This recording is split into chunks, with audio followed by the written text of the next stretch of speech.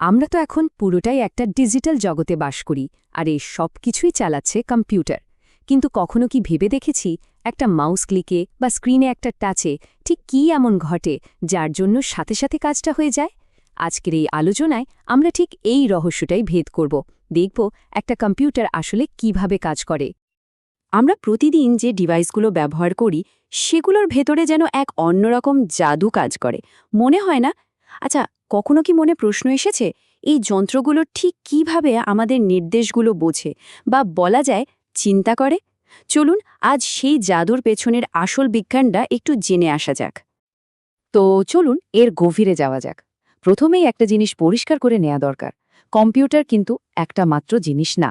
এটা আসলে কয়েকটা খুব জরুরি অংশের একটা দল, যারা সবাই মিলে একসাথে একটা সিস্টেম হিসেবে কাজ করে। যদি একদম সহজ করে বলি, একটা ডিজিটাল কম্পিউটার হলো এমন একটা যন্ত্র যাকে আমরা যে কোনো কাজের জন্য প্রোগ্রাম করতে পারি। আর এর সবচেয়ে মজার ব্যাপার হলো এটা শুধু দুটো সংখ্যা বোঝে, 0 আর 1। এই বাইনারি ডেটা ব্যবহার করেই সে সমস্ত তথ্য নেয়, কাজ করে আর আমাদের ফলাফল দেখায়। আর এই পুরো কাজটা করার জন্য সেটা আপনার হাতের ছোট্ট স্মার্টফোনই হোক বা নাসার বিশাল সুপার কম্পিউটার, প্রত্যেকটা কম্পিউটার কিন্তু মাত্র 5টা মূল ইউনিট বা অংশ দিয়ে তৈরি। ভাবা যায়, মাত্র এই 5টা পিলারের ওপরেই দাঁড়িয়ে আছে আমাদের পুরো ডিজিটাল দুনিয়াটা। চলুন তাহলে কম্পিউটারের এই কোর টিমের সাথে আলাপ করা যাক। এই 5টা ইউনিট মিলেই কিন্তু পুরো সিস্টেমটাকে সচল রাখে। চলুন দেখি এই দলের সদস্য কারা আর কার কি কাজ। দলের প্রথম সদস্য হল ইনপুট ইউনিট।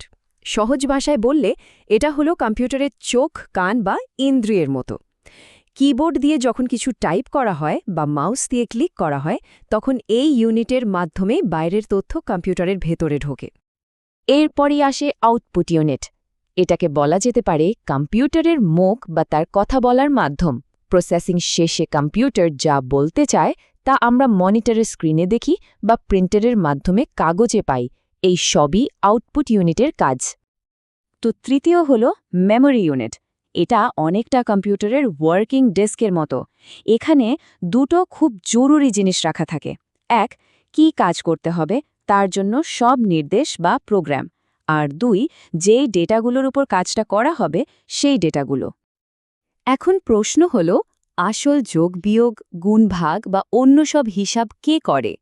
সেই কাজটা করে অ্যারিথমেটিক লজিক ইউনিট বা সংক্ষেপে ALU।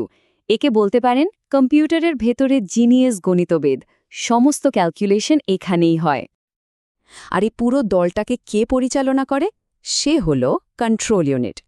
এটার কাজ হলো মেমরি থেকে নির্দেশগুলো নিয়ে আসা, সেগুলোর মানে বোঝা আর তারপর বাকি ইউনিটগুলোকে সিগন্যাল পাঠানো যে এখন কার কি কাজ করতে হবে। মানে সেই হলো গিয়ে পুরো অপারেশনের বস বা ডিরেক্টর। এই কন্ট্রোল ইউনিটের কাজটা বোঝার জন্য একটা দারুণ তুলনা আছে। ভাবুন তো একটা অর্কেস্ট্রা দলের কথা। সেখানে একজন কন্ডাক্টর থাকেন, যিনি নিশ্চিত করেন কোন মিউজিশিয়ান কখন বাজাবে। কন্ট্রোল ইউনিটও ঠিক সেই কন্ডাক্টরের মতোই, কম্পিউটারের সব অংশকে একদম সঠিক সময়ে সঠিক কাজটা করতে সাহায্য করে। তো এই যে 5টা ইউনিটের কথা আমরা জানলাম, এদের মধ্যে দুটো ইউনিট কিন্তু স্পেশাল। এই দুটো ইউনিট একসাথে মিলে তৈরি করে কম্পিউটারের আসল মস্তিষ্ক। চলুন দেখি সেটা কিভাবে হয়। সমীকরণটা কিন্তু একদম সহজ। একদিকে আছে ক্যালকুলেটর, মানে অ্যারিথমেটিক লজিক ইউনিট বা ALU, আর অন্যদিকে আছে পরিচালক, মানে কন্ট্রোল ইউনিট।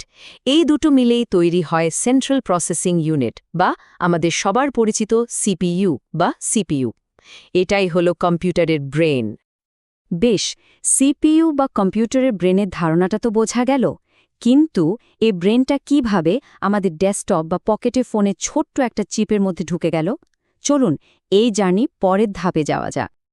আসলে একটা মাইক্রোপ্রসেসর আর কিছুই না।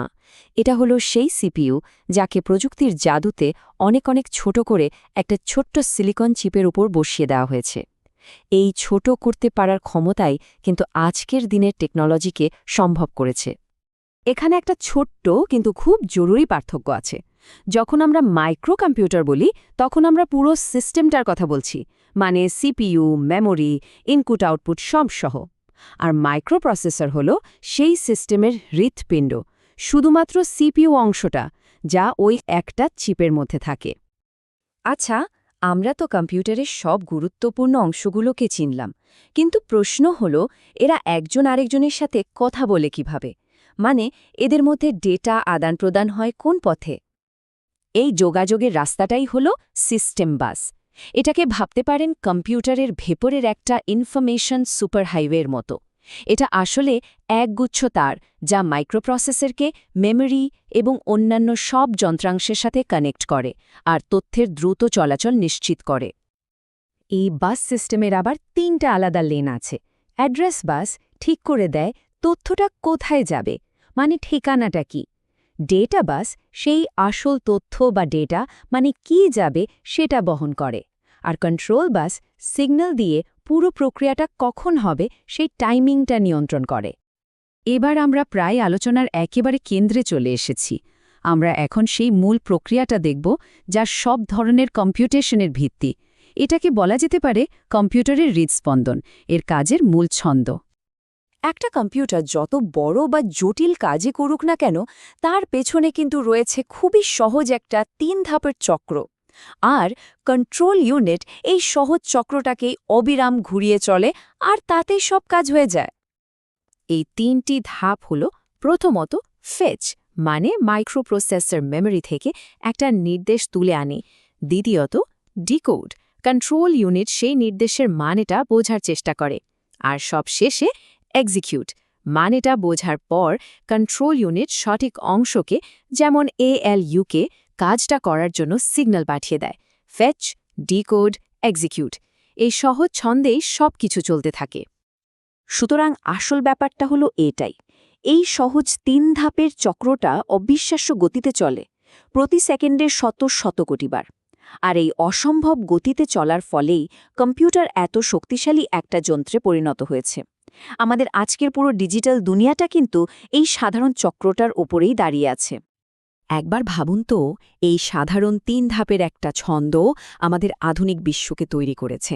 আমাদের স্মার্টফোন থেকে শুরু করে মহাকাশযান পর্যন্ত সব কিছুই এর ওপর নির্ভর করে চলছে। ভাবার বিষয় হল, এই মৌলিক ছন্দটি ভবিষ্যতে আমাদের জন্য আর কি অবিশ্বাস্য জিনিস তৈরি করতে চলেছে।